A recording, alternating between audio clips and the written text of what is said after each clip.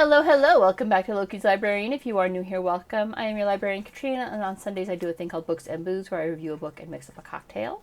This month we are looking at the history of murder, making this week's book The Invention of Murder, How Victorians Revelled in Death and Detection and Created Modern Crime by Judith Flanders. The accompanying cocktail is a Ghoul's Mule, which is just a riff on a Moscow Mule. This one is 2 ounces of vodka, a half ounce of grenadine, a half ounce of lime juice, ginger beer to top. I prepared my glass ahead of time with grenadine and red sprinkles. Red sugar. I think she actually uses sprinkles, like cake sprinkles, but I just went with sugar because that's what I could find. Anyways, let's do this. Now, obviously, the Victorians did not invent murder, right? People had been killing each other for thousands of years before that, as referenced in last week's book, Whack Job, A History of the Axe Murder, where she, traces down a murder that occurred 430,000 years ago. And the author isn't saying they invented murder, but she is saying that the Victorians invented our modern-day fascination and obsession with true crime, specifically murder. History has been quite borne out on that fact, and we will cover that in detail as we go through this. The author of this week's book even references like the most well-known murder of all, Cain and Abel. I think that's arguably the most well-known murder. However, the revelry described by Flanders is ghoulishly real, which is why the cocktail choice, because holy cow, it's pretty dark. I mean, beyond murder tourism, yeah, like the executioners of some of these convicted murderers were allowed to like sell off pieces of the rope as part of the perks of being the executioner. You could sell off the clothes that the condemned was wearing, and for money. That was, again, perk of being the executioner. You got to keep these things and sell them for your own benefit. Just interesting perk. On top of the decent salary for the time. Like, they got a decent salary for Victorian England. Flanders goes on to detail the high-ticket, highly publicized murders that occurred starting with the December 7th, 1811 murder of Timothy Marr, his wife, their baby, and Marr's 14-year-old apprentice, all the way through that epitome of 19th century murderers, Jack the Ripper. And she does this throughout the book. Yeah, I picked the right glass for this. Fantastic. Highlighting the media frenzy that accompanied each and every one. Now, I mean, unlike Jack the Ripper, the Marr murderer was caught, or at least someone was caught and accused, that being John Williams. He was also accused of the murder of, I think it was the Williamsons from the same general area. 200 years later, who's to say if he really was the killer? And the wheels of justice spun fucking fast in the early Victorian era. It would technically be the Regency at this point in time. Less than a year later, Williams was executed for the murder. So, said execution by law had to occur within 48 hours of a guilty verdict. There was no appeal. You just sentenced on Friday, hanging by Sunday. Hey, wait. Where have I seen that before? Oh. A murderer was captured this morning and tried today. Guilty. Sentence, death. Execution tonight at 6. All net, all channels. Would you like to know more? Moscow Mule with a little extra sugar. And his execution was off of laughably scant evidence, especially by 21st century standards. I mean, basically everyone agreed that he must have done it, that there was no right to an attorney in Britain at the time. You could have one if you could afford one. But basically everybody's like, yeah, he had to have done it. He had to have done it. It's him. That's the guy. Yeah. And that was it. That's all Mr. Williams wrote, man. He was executed 48 hours later. And from the time of the murders, the murder locations were put on tourist maps. Murder tourism, I mentioned earlier, was a thing. Landlords would charge people to come and see where the crime occurred. Like, yeah, sure, you can come in and take a look. That'll be, 5 shillings or whatever they were charging of the day. This lasted up until, it lasted all the way through, but May 22nd, 1835, Madame Tussaud opened her famous wax museum in London. And she started localizing the murder tourism, if you will, into one building. She would buy the clothes, the furniture that was in the room where the murder occurred. She would make waxwork dummies of the victim and the perpetrator and put them all on display. And this was a smash success. Everybody loved Madame Tussauds. It was huge tourism. And she would create these graphically reproduced dioramas of the murder scenes, like killer standing over the victim, knife in hand dioramas, right? And again, murder tourism continued after this. People would still go to the actual scene of the crime, but Madame Tussauds was the sensation. Her people swooped in early and often to buy up what they could, very often outbidding anybody else who might have wanted a piece of the crime. Weird. And, I say weird, but there are people who, pay top dollar for works of art by, I don't know, who are some of the killers who have done, Charles Manson. I think he had art lying that you could probably, you may or may not be able to buy off of eBay. The Night Stalker, Richard Ramirez, you can buy his shit off of eBay. John Wayne Gacy, his creepy-ass clown portraits. All of this is huge stuff and not that different from what was going on in Victorian England. But before there was Madame Tussauds, there were the newspapers. Holy shit, the newspapers.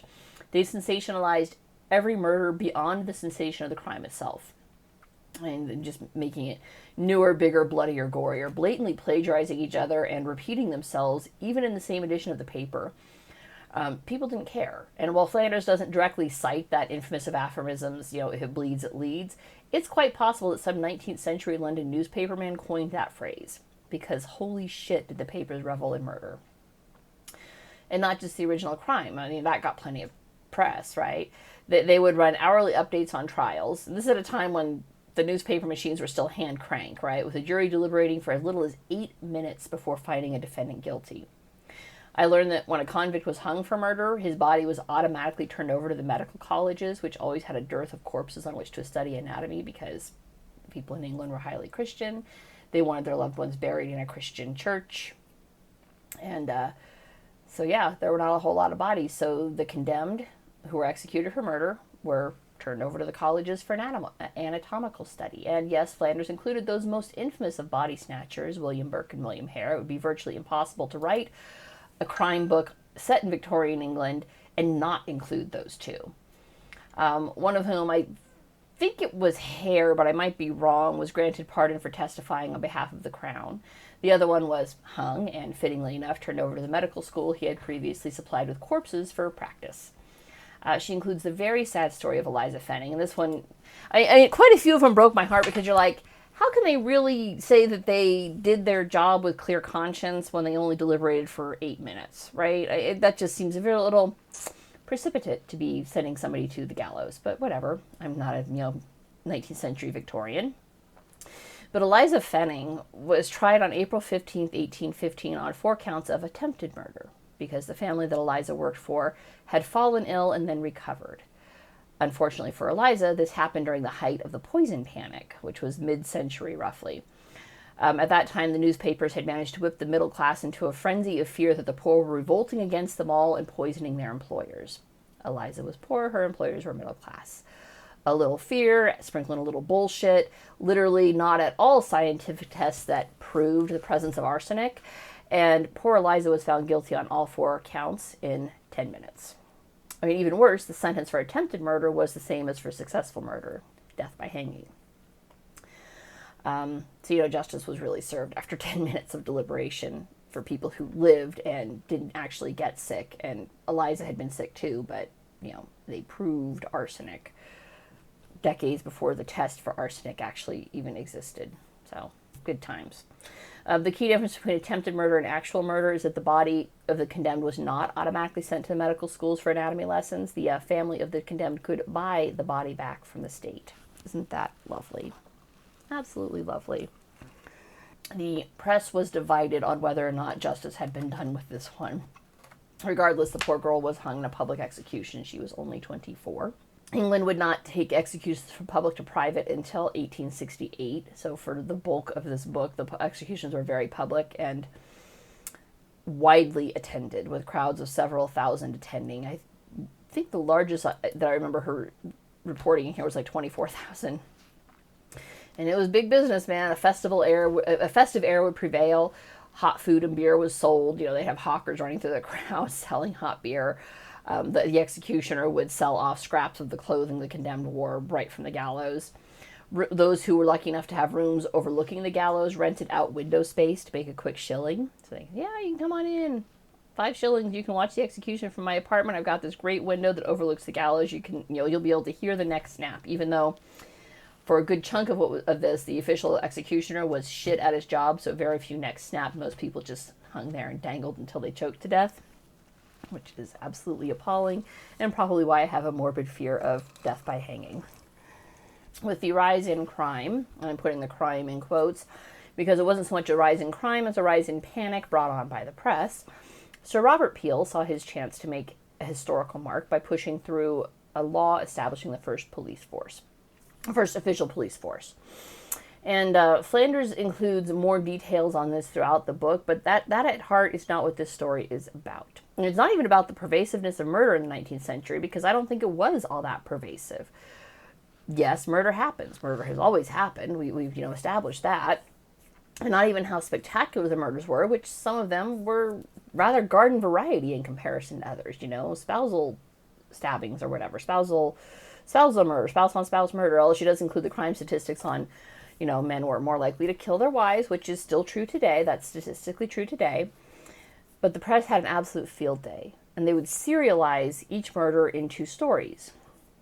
Stories like Great Expectations, which I knew intellectually that Charles Dickens' works were originally serial stories in papers, right? Like I knew that's how they'd been published. That's how most works were published back then.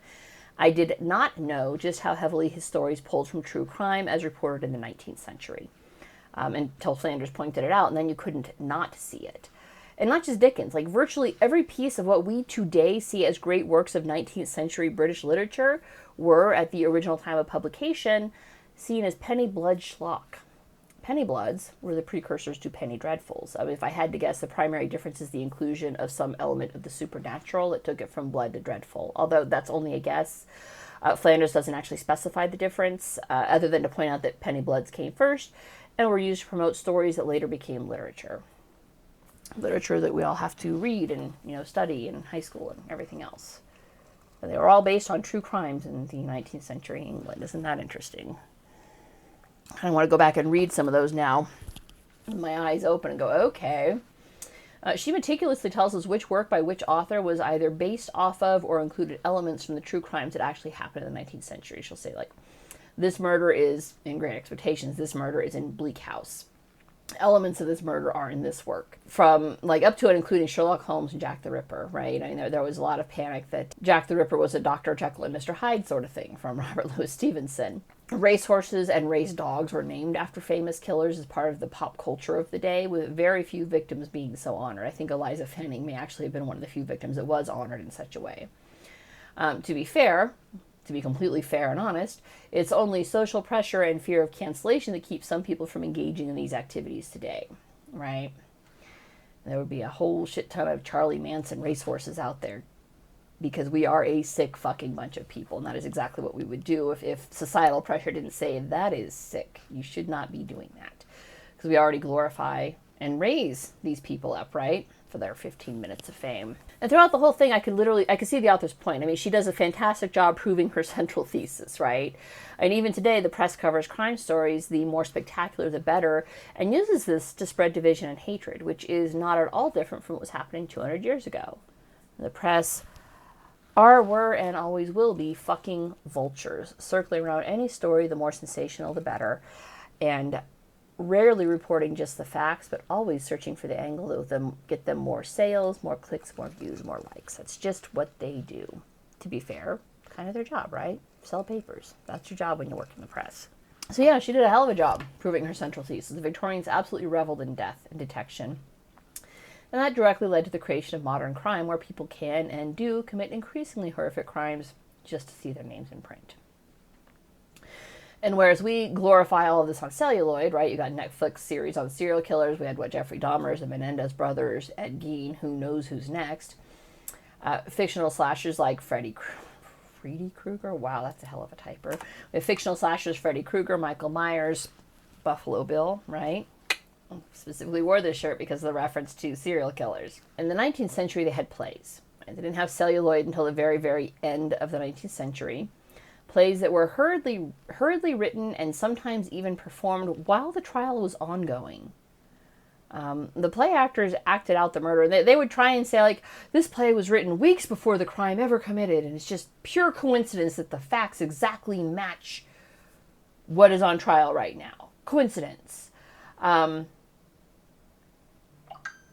Yeah, that didn't fly. They were actually, quite a few of them were shut down by the, I forget the board. She includes the information there, but I forget who it was. But they like their board of ethics and standards or whatever. At least one enterprising attorney got an injunction against a play for sabotaging the jury pool, which it's insane to think that such a thing would even be needed.